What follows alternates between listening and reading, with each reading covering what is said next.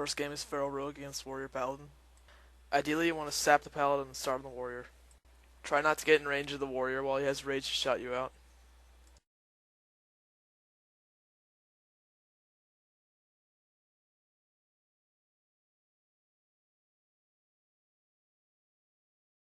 As soon as you sap the Paladin, open on the Warrior right away so you get the most out of your sap.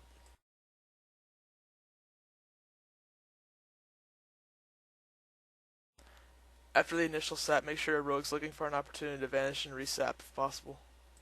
The Paladin bubbles out of the resap, so I cycle on the Warrior to block the incoming Holy Light.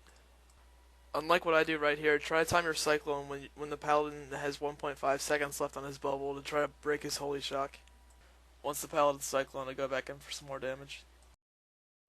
The Warrior gets bopped here, and knowing he can't do any damage to me or my rogue, we go for a reset. The Paladin gets full gouge blinded, and that leaves him open to a full vanish sap afterwards.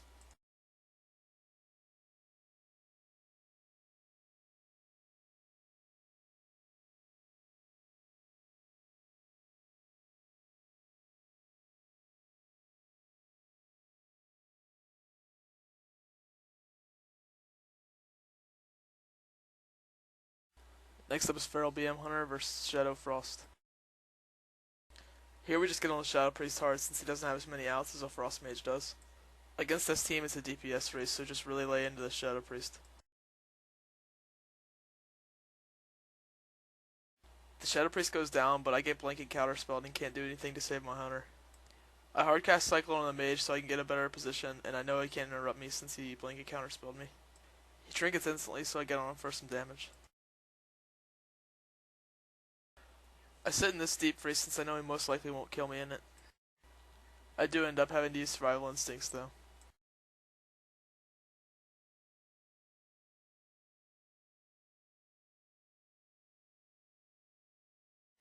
He ice blocks, so I go around line of sight so I can heal myself. Make sure to get away from the mage if you got hots on yourself, because he can spell steal him off and use them to heal himself. I get away from the mage long enough to leave combat so I can get a pounce on him when he comes back around. Here I should have trinketed the deep freeze and shadow melded, but I wasn't expecting the crazy damage. I get pretty lucky and survive through it with my trinket up and start throwing some hots on myself with my skeleton key up. Again, make sure the mage can't get to you while you're hotting and innervating yourself, or he'll use it to his advantage. Shift back into cat once you have hots up and life bloom's about to bloom, since you take 20% more healing.